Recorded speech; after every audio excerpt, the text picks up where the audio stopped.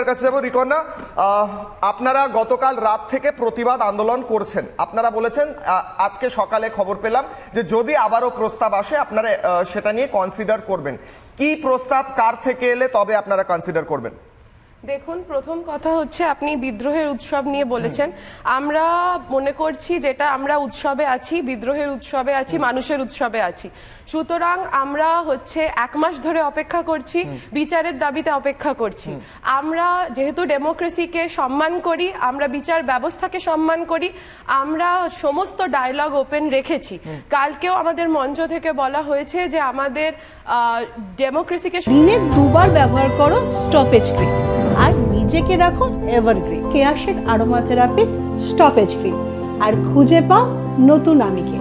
জনসাধারণের আন্দোলন এবং দেশ তথা গোটা বিশ্বের যে আন্দোলন, এই সাফাই কর্মসূচি, এইটাকে হচ্ছে সম্মান করে যদি সঠিক জায়গা থেকে আমাদের কাছে মেল আসে কিংবা কোনোভাবে আমাদের কন্ট্যাক্ট করা হয়, তাহলে আমরা সেটা নিয়ে আলোচনা করব এবং সমস্ত জুনিয়র ডক্টর এবং মানুষ যে কটা রিপ্রেজেন্টেটিভ আছে সেরকমের সবার সঙ্গে আমরা কথা বলে আমরা নিশ্চয়ই হচ্ছে তার সদুত্তর দেব।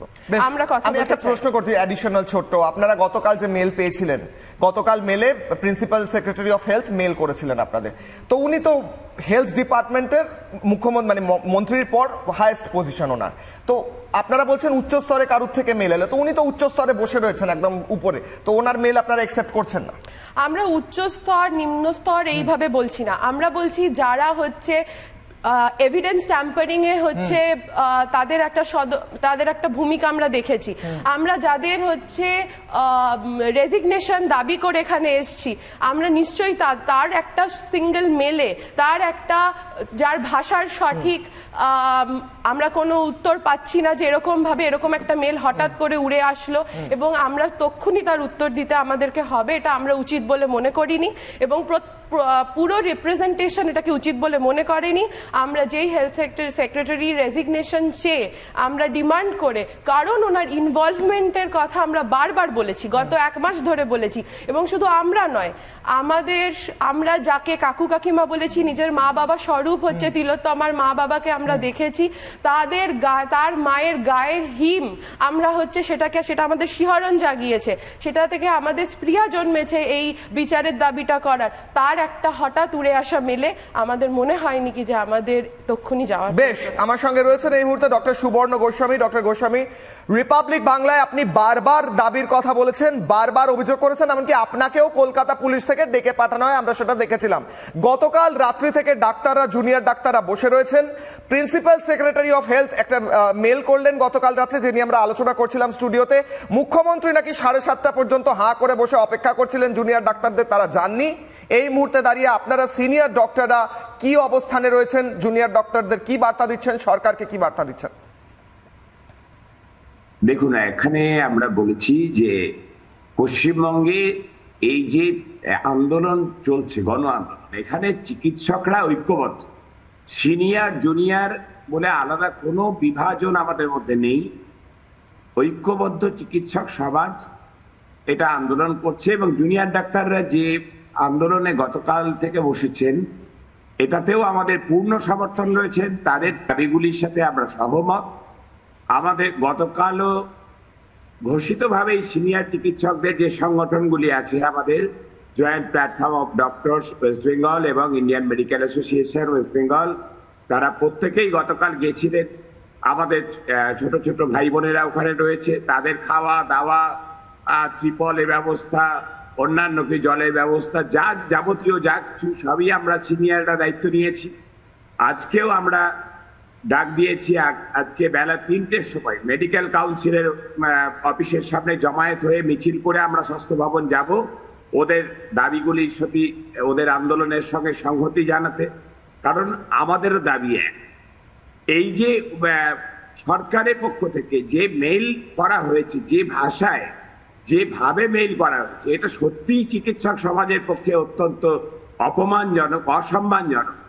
কারণ এর আগে সিনিয়র চিকিৎসকদের সঙ্গে যখন স্বাস্থ্য ভবনে সভা হয়েছিল, প্রথম মেল যেটা এসেছিল, সে কোনো এক OSD, officer on special duty, এই অফিসার অন স্পেশাল ডিউটি খায় না গায়ে মাখে না কি বোঝা যায় না, কারণ এখন স্বাস্থ্য ভবনে যদি আপনি ঢিল ছোড়েন, 5টা ঢিল ছোড়েন, তার মধ্যে হচ্ছে 2টো লাগবে গিয়ে কোনো না কোনো ওএসডির গায়ে।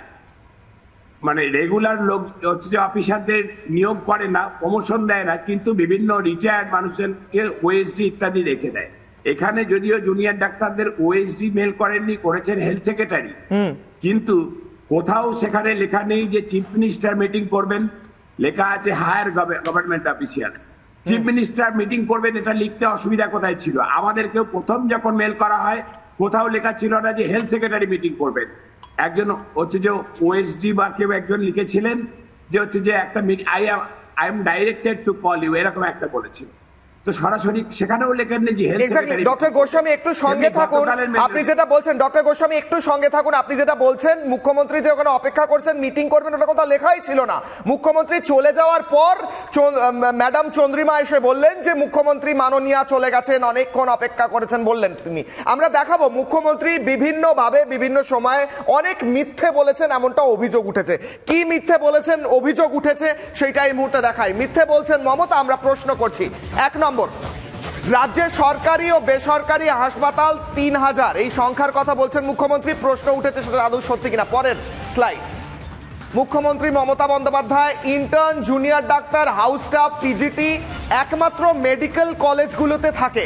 মুখ্যমন্ত্রী মমতা বন্দ্যোপাধ্যায়কে জানানোর জন্য আমরা জানাচ্ছি প্রতি জেলায় একটি করে মেডিকেল কলেজ বলছেন মুখ্যমন্ত্রী, এবং সেই কথা সত্যি কিনা প্রশ্ন উঠেছে।